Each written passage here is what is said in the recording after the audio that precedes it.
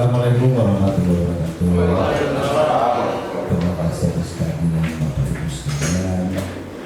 Hari ini kita, jadi nanti Bu Latifah akan paparin terkait dengan manajemen perencanaan pembangunan daerah. Silakan Bu Latifah disampaikan hasil daripada diklat yang telah dilaksanakan kemarin. Saya persilakan. Terkait dengan kemarin saya selama 5 hari mengikuti diklat manajemen perencanaan pembangunan daerah. Nah, di diklat itu kita dipersyaratkan, salah satu persyaratan kelulusannya memaparkan apa yang kita dapatkan di diklat itu kepada jajaran suku dinas.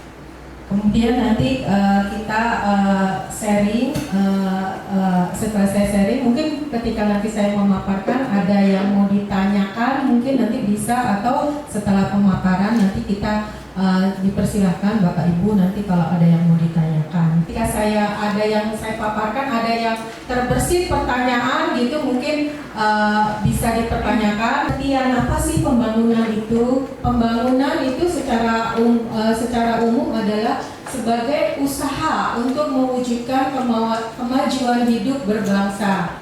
Nah, kalau pembangunan ini dikaitkan dengan konsep bernegara kita NKRI, pembangunan itu adalah tujuan akhir pembangunan Indonesia adalah terwujudnya kesejahteraan masyarakat yang berkeadilan. Nah, di mana konteks pembangunan ini sesuai dengan amanat Undang-Undang 23 tahun 2024, yaitu sebagai wujud implementasi urusan pemerintahan daerah.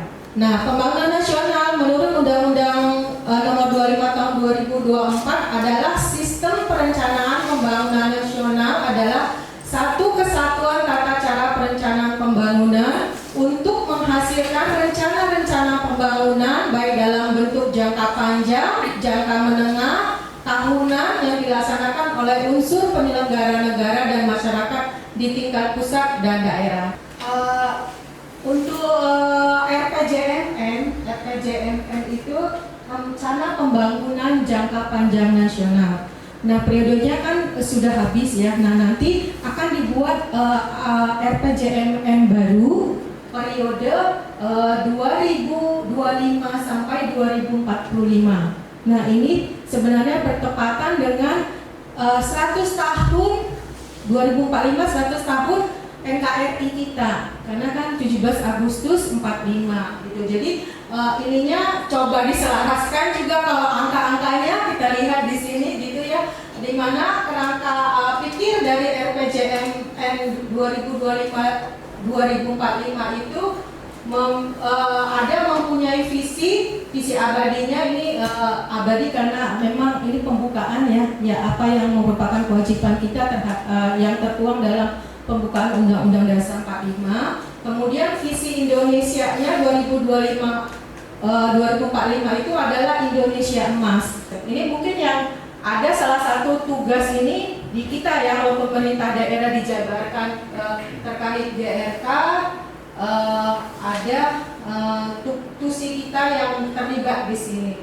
Nah, ini penurunan intensitas emisi GRK dari baseline-nya 38,6 nanti di 2045 targetnya 93,5%. RPJMN ini kan tadi kan 20 tahun. 20 tahun ini dibagi dalam 4 tahap. Jadi setiap tahapnya ada 5 tahun, totalnya jadi 20 tahun. Jadi periode tahap pertama itu penguatan transformasi 2025 sampai 2029, tahap kedua lanjut akselerasi transformasi, kemudian tahap ketiganya ekspansi global, tahap keempatnya perwujudan Indonesia Emas. Tadi ya visinya itu Indonesia Emas. Nah, ini tata cara penyelarasan RPJPD dengan RPJPN. Jadi RPJPN tadi rencana pembangunan jangka panjang nasional, RPJPD rencana pembangunan jangka panjang daerah. Jadi ini DKI ya, kita bicara DKI. Ada yang mau ditanyakan sampai tadi? Ada. Nah, ruang lingkup RPJPD. Bu, saya mau nanya, yes. Apakah yang 20 tahunan ini mengikuti pola 20 tahun sebelumnya? Itu yang pertama. Yang kedua, ini kan ada target-target sampai 2045. Ini berarti kan yang terakhir nih kan, dari rangkaian 100 tahun. ini kan ada target-target. Seandainya kayak misalnya terjadi kayak kemarin COVID, itu kan banyak terjadi penurunan, misalnya kualitas tenaga kerja pada banyaknya nganggur, ekonomi dengan penurunan dan sebagainya. Apakah ini masih tetap akan digunakan atau menyesuaikan kembali target-target tersebut? Ya Pak, mungkin yang saya tahu ya Pak, mungkin Bapak sebenarnya. Jadi memang ini kan sudah dijabarkan tadi per 5 tahun gitu. Memang kayak kejadian kemarin kita ada COVID gitu ya. Nah itu kan secara anggaran kita langsung ini kita turun gitu ya Pak. Nah mungkin ini tetap harus dijalankan Pak, tapi dengan keterbatasan mungkin dengan kondisi yang ada. Jadi bisa jadi target awalnya misalnya harusnya baseline-nya 10, baseline-nya 5, targetnya misalnya per tahapnya di 2029 ya, kalau 5 tahun pertama itu targetnya 10, 15. Nah ini bisa jadi 15 ini nggak tercapai jadi 14 gitu Pak ya. Mungkin bisa jadi pengejaran terhadap berikutnya atau memang target itu tidak tercapai sampai 2045. Nah nanti mungkin di kita itu tadi yang saya bilang global city-nya gitu. Jadi berbicara terkait kotaknya, kalau ini kan secara nasionalnya gitu, secara Indonesianya di dunia, kalau kita secara kotaknya di dunia. Kemudian peningkatan daya saing sumber daya manusia. Nah ini tadi yang saya sampai indeks modal manusia IMF. Nah kita juga dihitung nanti IMN-nya.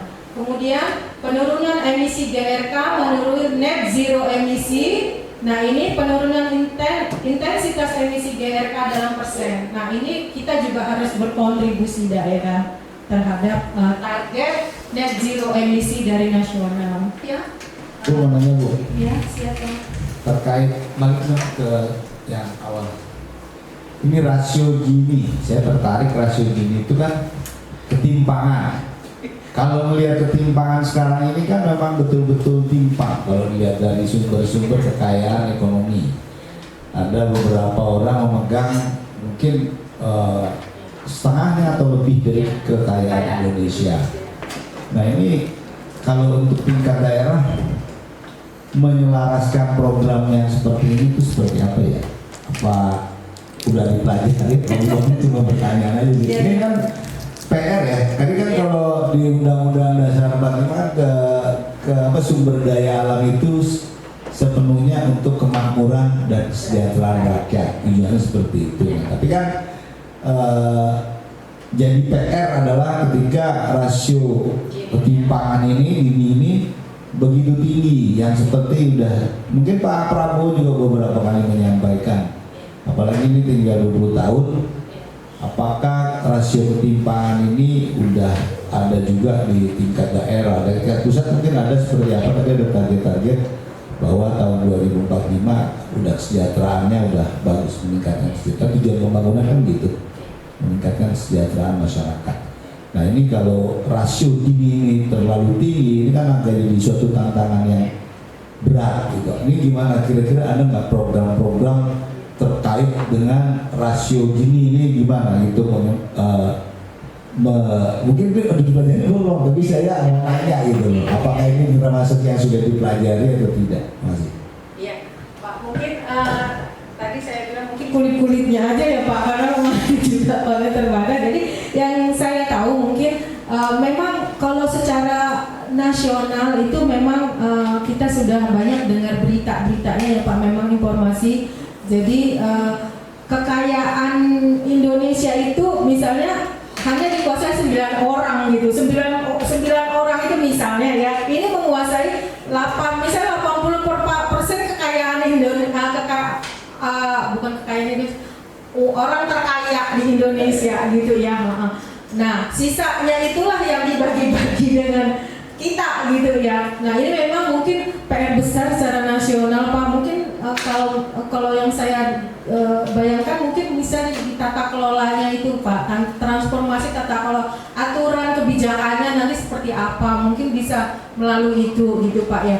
Tapi kalau yang kemarin saya dengar dan pelajari itu kalau secara DKI sebenarnya Pak kita aman Pak, masih memang ada ketimpangan tapi tidak tinggi, tidak terlalu jomplang. Kalau khusus untuk di DKI, kalau nasional memang tadi seperti Bapak bilang jomplang, misalnya dari 100 yang bawah ini cuma 0,5 gitu jomplang, tapi kalau di DKI itu hampir merata Pak, tidak terlalu Gini rasionya itu tidak terlalu, ketimpangan kemiskinannya itu tidak terlalu ya. Nah ini untuk penurunan emisi gas rumah kaca sebenarnya tahun 2025 ini kan udah ada zero emission, artinya kondisinya sudah semua 2045 ya kan, 2045 ya, artinya sekarang 2025 mungkin nanti 2030, 15 tahun lagi kan 2045. Sementara tantangan kita kan sementara ini Jakarta masih berada pada posisi-posisi yang mengkhawatirkan lah ya, kadang dapat peringkat ketiga terlalu misalnya dalam hasil-hasil pemantauan dari lembaga tertentu. Nah ini terkait dengan intensitas penurunan net zero emission ini, Jakarta itu akan melakukan suatu kebijakan apa gitu kira-kira ya, supaya kondisi ini kan menjadi kota global, supaya kondisinya itu bisa mencapai net zero emission dan hasil dari pengukuran yang ada itu bisa menurunlah Jakarta, adanya pada posisi-posisi di atas. Sambung pakai handphone kalau mati. Terima kasih Pak. Nanti mungkin sebenarnya di slide berikutnya nanti yang Jakarta Kota Global. Tapi mungkin gambarannya Pak, mungkin salah satunya kalau Jakarta ya Pak, kalau kita berbicara Jakarta, kalau secara nasional mungkin kalau di daerah lain kita masih bisa banyak hutan di tempat-tempat lain itu ya, jadi masih mungkin masih bisa lah ya perhitungan. Terus kemudian mungkin kayak penambangan bahan bakar. Jadi memang net zero emission ini juga sangat ditentukan oleh kebijakan pemerintah menurut saya ya Pak, pemerintah pusat, karena seperti industri gitu ya, penggunaan bahan baku industri masih pakai batu bara gitu ya Pak. Terus kemudian kualitas ini kita karena ini enggak terkait juga dengan emisi udara ya Pak, yang mungkin penyumbang ya, kualitas udara itu menyumbang juga emisi terhadap DRK ini ya Pak. Jadi misalnya penggunaan BBM kita skala misalnya oktannya mungkin gitu ya Pak, yang saya pernah nah itu mungkin perlu ada intervensi kebijakan dari pemerintah pusat. Nah untuk secara DKI mungkin kita misalnya meningkatkan RTH mungkin gitu ya Pak, menurut saya meningkatkan RTH, terus kemudian juga pengawasan itu kegiatan usaha gitu ya Pak, yang supaya tidak melepas itu tadi yang industri masih menggunakan batu bara, karena beberapa tempat di DKI itu masih ada memang Pak pembakaran kayak bakar yang saya tahu di timur pernah dia pakai arang batok, dia pakai batu bara. Nah itu kontribusinya juga besar gitu Pak ya.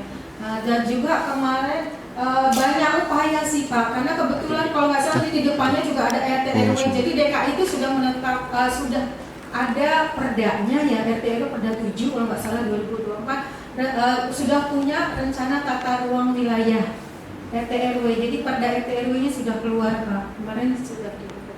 Nah strategi lingkungan berkelanjutan ini mungkin yang terkait dengan kita. Nah ini RTH kita tadi ya, RTH 30%, Jakarta itu 5%, 5, sekian tadi ya. Nah 2030 itu kita targetnya 30%, sementara Singapura itu posisi sekarang itu udah 47%, masih jauh banget kan. Kita masih 5%, makanya harus berlari. Yang terjadi itu coba kayaknya sih kebanyakan di Jaksel ya, kalau kita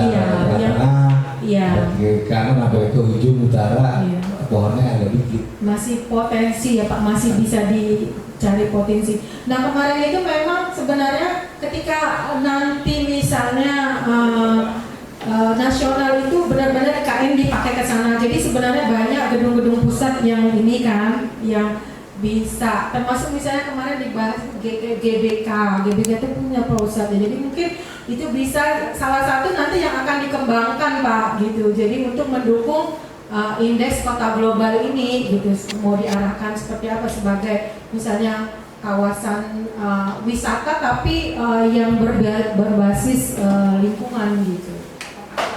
Ya, itu informasi kemarin. Jadi kalau Jakarta Selatan, Pusat, Timur, Barat itu sebenarnya sudah lebih maksimal dikembangkan lah gitu ya Pak. Tapi khusus untuk Jakarta Utara dan Pulau Seribu ini yang memang masih kurang gitu. Jadi kedepannya memang Jakarta Utara dan Pulau Seribu ini akan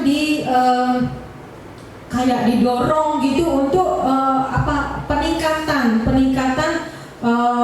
kualitas baik dari sisi lingkungan maupun pendapatan gitu. Karena Jakarta Utara itu mungkin akan dikembangkan kayak dia kayak pelabuhannya gitu. Jadi akan dimajukan dari sektor pelabuhannya. Nah untuk Pulau Seribu mungkin pariwisatanya katanya akan diangkat gitu. Jadi supaya itu menaikkan juga pendapatan gitu ya. Semualah nanti akan bisa berdampak kalau ini bisa dipacu untuk ditingkatkan. Selanjutnya ya untuk perumahan rumah tangga, persentase rumah tangga layak huni di Jakarta. Terus ini indikator untuk kota global ya, peningkatan pembangunan transportasi, membangun simpul transportasi strategis, memastikan ketersediaan perumahan terjangkau. Nah, tahapan seperti juga RPJMN untuk kota global ini juga dia breakdown kepada 4 tahap, 4 periode dari 2025-2024 itu menyiapkan kesiapan dan pembangunan fondasi dari kota global itu sendiri. Kemudian 2030 sampai 34 pertumbuhan inovatif dan inklusif dengan indikator ininya seperti ini. Kemudian 2035-2039 transformasi berkelanjutan. Kemudian 2040 sampai 2045 peningkatan dan kepemimpinan regional global. Nah indikatornya itu tadi GCIRE itu Global City Index ya, kota global 58 di akhir 2029 nanti targetnya 5 itu di posisi 58. Di akhir 2034 di posisi 44, di 2039 posisi 31 dan di 2045 20. Seperti target tadi terakhir 20 di Global Index kota global. Kemudian ada JRDP per kapita. Nah, ini kemarin ya kalau nggak salah ini pendapatan penduduknya gitu. Jadi pendapatan penduduk DKI itu sebenarnya di posisi ini baseline ya, mungkin di akhir ya. Ada baseline-nya kalau nggak salah. Jadi sebenarnya kalau secara nasional DKI itu sudah masuk Pak, sudah melebihi malah target nasional secara nasional. Tapi ada upaya memang supaya dia jadi kota global, ada pendapatan itu sampai katanya 2,4 sekian per kapita. Izin Pak Rasudin, ini soalnya kayaknya agak berat juga. Ini kan rencana DKI masuk kota global, banyak indikator yang memang target-targetnya yang mungkin saya pengen fokus ke masalah lingkungan hidupnya ya Bu ya, masalah tanah bersihkan. Nah, rencana di DKI sendiri untuk masuk ke kota global itu mungkin apa di 2025 sampai 2030 rencana dan strateginya apa sih Bu dari DKI terkait dengan lingkungan hidup itu, penanganan kebersihannya, tadi ada polusinya, mungkin kan ada peningkatan SDM manusianya dan lain-lain itu sih Bu. Ya, mungkin kalau kita melihat target menuju kota global ini, kalau ada yang di kita ini mungkin emission reduction ini ya salah satunya. Nah itu, memang upaya kita sebenarnya dari sekarang, dari kemarin-kemarin juga sudah ada gitu ya, tapi memang harus dimaksimalkan supaya mengikuti standar ini ya. Tapi memang Pak, seperti apa wujudnya itu kan memang nanti akan dibahas. Sementara kita kalau SKPD Renstra kita belum ada. Renstra yang nanti mengacu RPJPN, karena RPJPD rencana pembangunan jangka panjang daerah kita sendiri belum masih udah katanya sih udah sampai tahap udah manualnya udah selesai, mungkin tinggal dalam waktu dekat RPJPD-nya itu diketok karena perda kalau nggak salah ya, RPJPD itu tuh harus perda. Nah itu belum keluar Pak. Nah nanti kalau itu keluar kita harus menyusun RPJMD rencana per 5 tahunnya gitu ya. Nah itu nanti harus mengakomodir juga yang visi misi gubernur, termasuk ini harus dimasukkan. Nah setelah RPJMD keluar, kita harus menyusun Renstra tadi kan hanya 5 tahun ada RPJMD sama Renstra. Masing-masing SKPD harus menyusun Renstra. Apa sih yang harus kita lakukan LH sebagai pengampu lingkungan untuk berkontribusi terhadap target-target city global ini gitu. Nah itu nanti mungkin akan ada pembahasan dari tingkat dinas juga Pak, termasuk mengundang dia mesti menyusun teknokrat, multi menyusunnya, terus ada masukan dari warga. Sebenarnya kita punya Renstra dan RPD 2023. Kenapa itu kita pakai itu? Karena ada aturan Permendagrinya, saya lupa Permendagri. Jadi memang untuk pemerintah daerah yang tidak mempunyai gubernur definitif, kita kan tidak punya gubernur definitif di 2023 sampai nanti 2000 kita ini 2025 kan ya.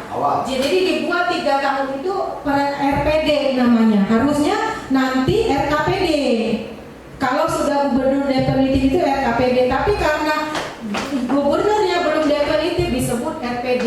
Jadi kita punya Renstra itu. Nah itu memang nanti salah satu acuan, kalau ke belakangnya nanti ada salah satu bahan sebagai penyusunan perencanaan untuk kedepannya itu sebagai bahan pertimbangan juga RPJ kita yang 2023, 2025, RPJPR-nya, RPJMD-nya, RPJPD-nya itu semua nanti jadi patokan gitu.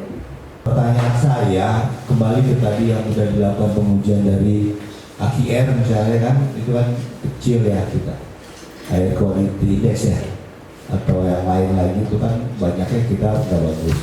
Ini kan terkait emisi, tapi emisi yang dimaksud di sini kan sebenarnya reduksi emisi. Ya, reduksi emisi ini kan banyaknya sebenarnya penggunaan bahan bakar yang ramah lingkungan.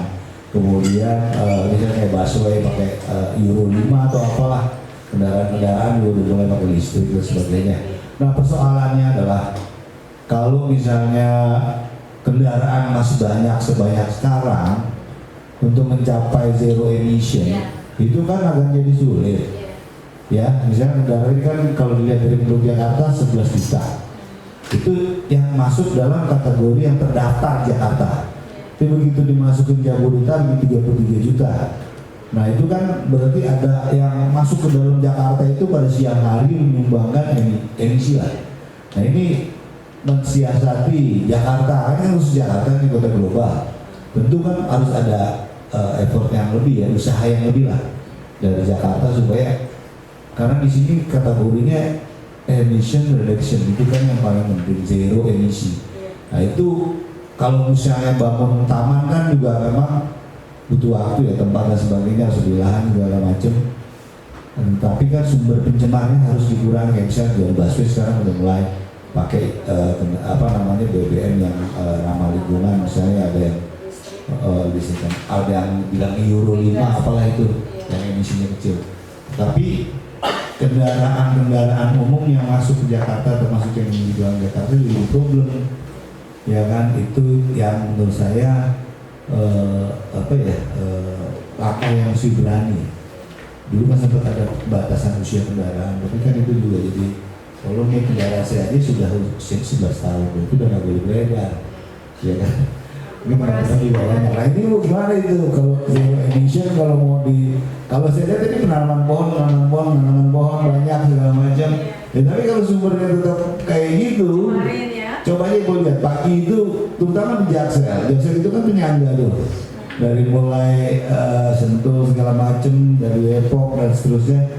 Kalau kita lihat jalan-jalan perbatasan itu pagi itu udah luar biasa macetnya.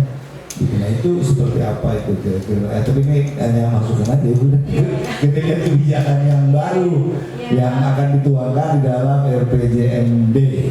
Kita seperti apa sih terkait kebijakan penggunaan kendaraan pribadi dan seterusnya?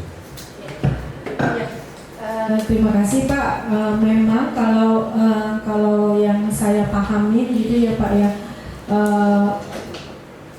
sebenarnya penurunan emisi gas rumah kaca ini banyak faktor, nggak bisa juga cuma DKI saja gitu ya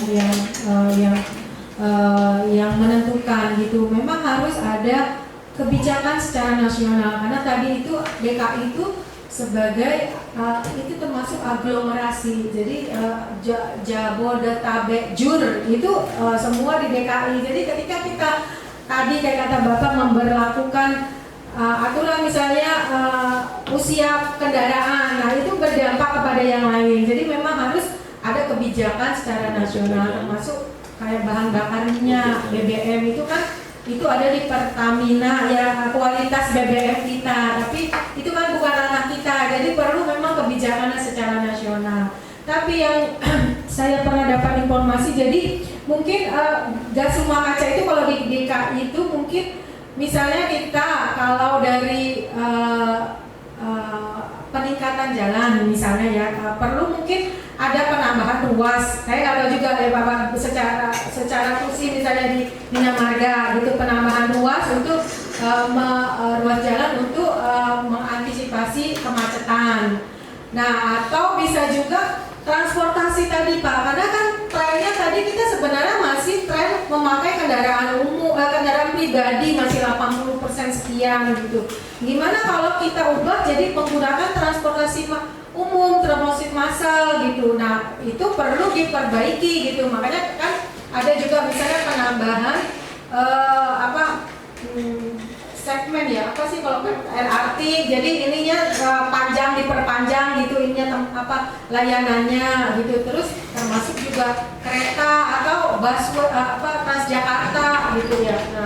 Nah sama tadi penggunaan kendaraan yang elektrik, memang kita katanya diarahkan menggunakan kendaraan berbahan bakar listrik gitu. Nah terus ada juga kemarin dibicarakan juga Pak terkait RTH itu, karena DKI kan ruangannya cuma segitu-segitu aja, mau gimana lagi, nggak bisa gitu ya. Jadi ada kayak misalnya kita melakukan penghijauan di daerah mana gitu Pak. Nah itu bisa kita klaim, aturannya katanya sudah ada secara pusat. Itu bisa kita klaim jadi sebagai tambahan RTH kita gitu. Kalau kita misalnya ngebangun misalnya di Bogor kita tanam pohon gitu ya. Nah itu sebagai upaya kita, jadi bisa kita klaim gitu katanya Pak. Tapi ke depan masih dipersiapkan katanya. Nah seperti itu mungkin Pak yang bisa saya sampaikan. Nah terkait GCI tadi memang tadi ya, kalau balik Mbak ke itu tadi memang ini dia kan kalau ininya dia pakai ini Pak. Cuma memang kita nggak ada pembanding yang lain. Tadi misalnya kayak yang tabel itu tadi yang 4 itu yang indeks global. Nah itu yang ini kita nggak punya indikatornya apa sih gitu. Nah yang ini juga kita nggak punya. Yang kita punya itu hanya ini peringkat 69 dari 2025. Nah kalau selanjutnya coba slide-nya. Kalau dilihat, nah ini dimensi peringkat GCI itu mengacunya ini Pak. Tapi kenapa yang tadi beda ya? Saya nggak ngerti juga tuh. Ini aktivitas bisnis, modal manusia, ini dimensi peringkat GCI dia buat gitu Pak. Ya ada aktivitas bisnisnya, modal manusia, pertukaran informasi, pengalaman budaya, keterlibatan politik, atau mungkin yang tadi juga masuk gitu, tapi tidak ada banyak mungkin Pak indikatornya gitu. Nah kalau yang selanjutnya lagi sampai yang tadi. Nah ini kan GCI rank, ada yang pendapatan per kapita di sini masuk gitu ya. Human Capital Index, Human Development Index, ini baru emisi gitu. Nah seperti itu. Atau tergantung konsultan itu kan beda itu. Enggak mungkin kalau menurut saya bisa jadi yang di awal tadi itu memang indikator utama gitu ya, saya nggak ngerti deh. Terus ada lagi sebenarnya indikator yang terkait ini gitu. Mungkin seperti itu Pak, memang tapi benar perlu sih yang kayak Bapak sampaikan. Nanti mungkin saya coba cari referensinya yang 3 lain itu apa sih ininya gitu, indikatornya kenapa kita sampai disebut 133, emang indikatornya apa saja gitu, kenapa kita bisa 45 gitu, indikatornya apa saja. Tapi itu yang tadi saya lihat yang awal itu kita urusan 45 dari 48. Jadi memang lebih kecil. Oh malah justru paling kan dari 48. Saya nggak melihat itu, malah dari 48 cuma ya Pak.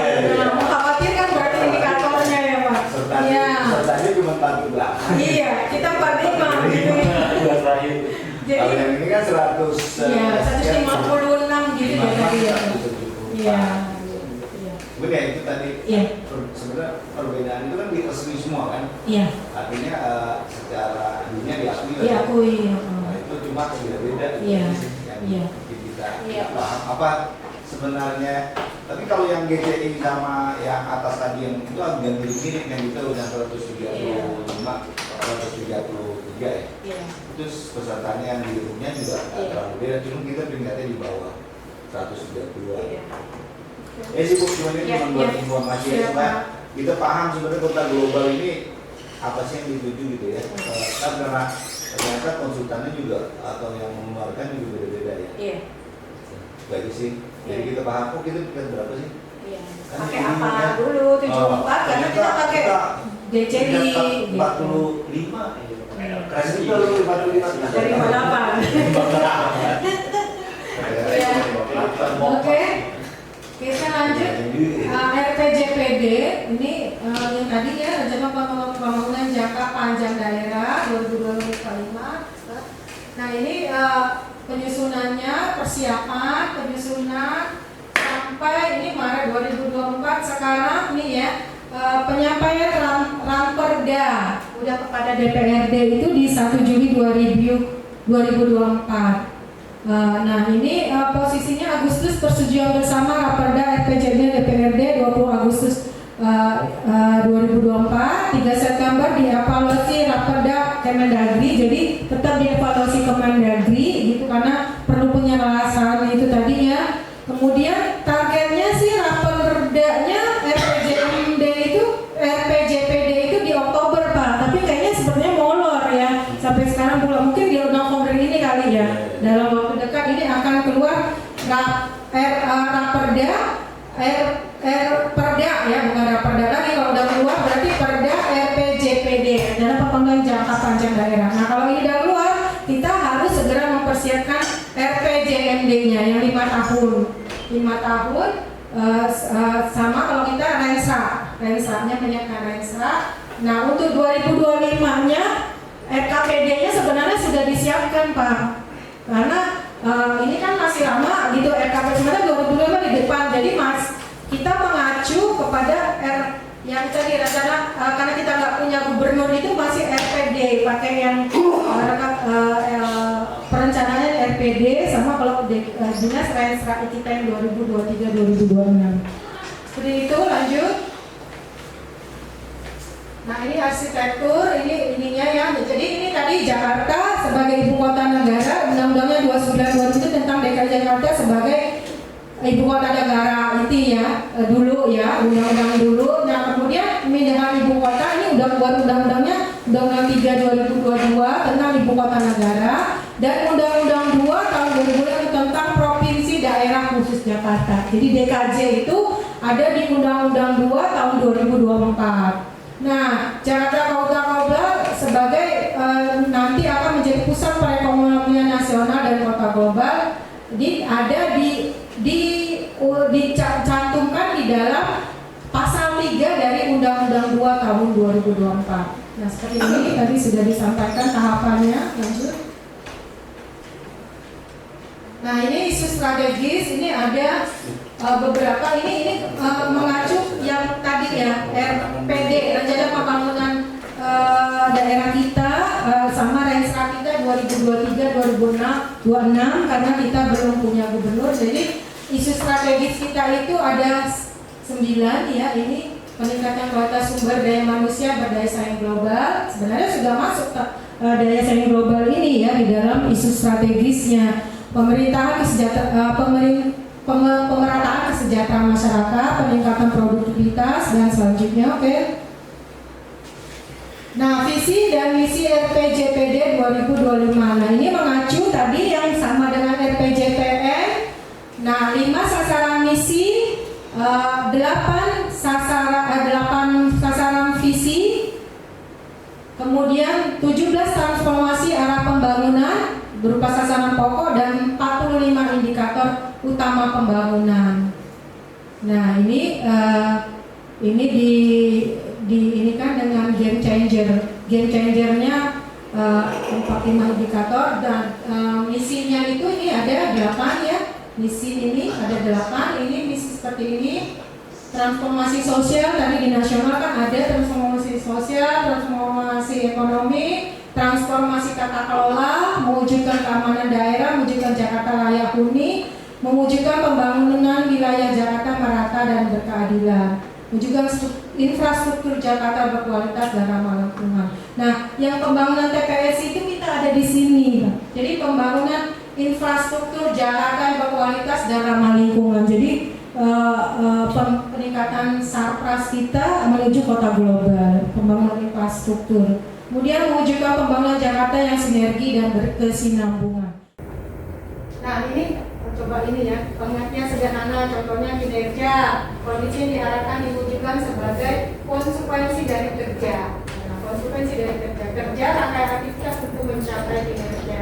Jadi kalau di BPA kita misalnya kan kerja itu aktivitasnya apa? Kegiatan, subkegiatan, aktivitas. Nah itu kayak pakemnya sudah ada gitu. Nah itu kerja namanya. Tapi kalau ininya apa tadi, peningkatan bank sampah, pendampingan dan pengembangan pendampingan bank sampah itu sebagai kinerjanya. Nanti misalnya berapa sih yang bisa didampingi bank sampahnya dari seluruh bank sampah yang ada di Jakarta Selatan gitu. Terus berapa nasabah yang bertambah dengan kita lakukan pendampingan bank sampah, pendampingan itu. Nah itu kinerjanya. Kemudian indikator alat mengukur kinerja, target, besaran tingkat kinerja diharapkan untuk dicapai. Nah ini yang Global City mungkin ya. Ini khusus yang Jakarta tadi. Mungkin penjabaran dari salah satu visi misi ataupun indikator dari RPJPN. Nah, kondisi Jakarta saat ini coba kita lihat. Nah, kondisi Jakarta saat ini luas wilayahnya 694,78 km untuk luas daratannya, lautannya juga dihitung ternyata 5.833 km persegi. Nah, ini luas wilayah DKI.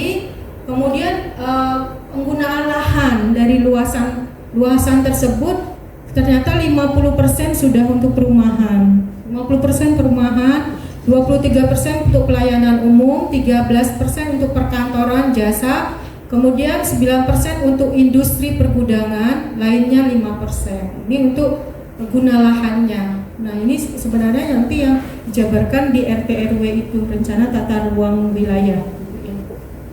Untuk pemukiman kumuh tadi Pak Kasudin, memang kita masih ada pemukiman kumuh itu masih 9,23%, masih gede.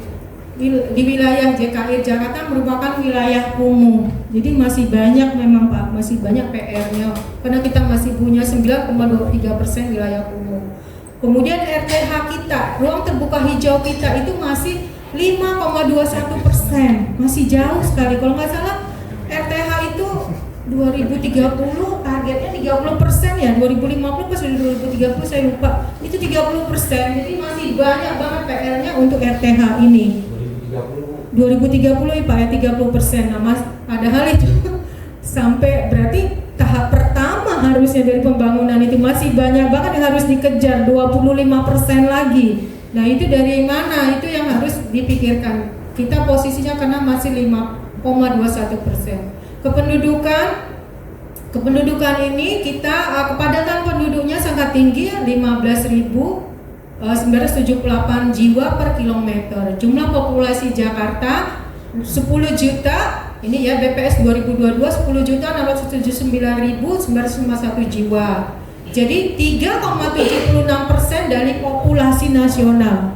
Jadi 3,76% dari populasi nasional. Jadi ini memang ya berat gitu. Manusia yang banyak itu memang bisa jadi potensi gitu ya, tapi juga bisa menjadi kendala kalau kita tidak bisa mengelolanya dengan bagus gitu ya.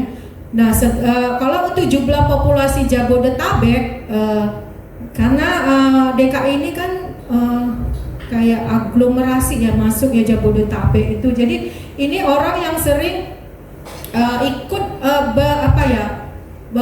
bolak-balik ke Jakarta gitu ya. Nah ini kalau Jabodetabek kalau dihitung jumlah penduduknya itu 30.546 30 jiwa. Jadi 11,11% merupakan komuter penambahan penduduk di siang Jakarta. Jadi ada potensi ini dari Jabodetabeknya gitu ya. Jadi cukup berat tantangan buat Jakarta. Kemudian sistem jaringan transportasi massal kita.